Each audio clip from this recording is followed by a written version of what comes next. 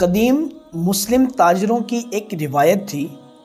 کہ وہ اپنی دکان کے باہر جب دکان کھولتے تھے تو فوراً ہی ایک سٹول رکھ دیا کرتے تھے۔ جب ان کے ہاں کوئی بھی پہلا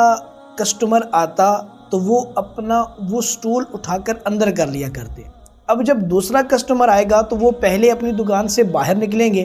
بازار میں رکھے ہوئے دوسرے سٹولوں کو چیک کریں گے۔ اگر کسی دکان کے باہر رکھا سٹول ان کو نظر آ جاتا تو وہ اپنے اس کسٹمر سے یہ کہتے کہ آپ کی مطلوبہ چیز میرے پاس موجود تو ہے، لیکن اگر آپ برا نہ منائیں تو وہ فلاں دکان پر چلے جائیں، میں اپنے دن کا آغاز کر چکا ہوں،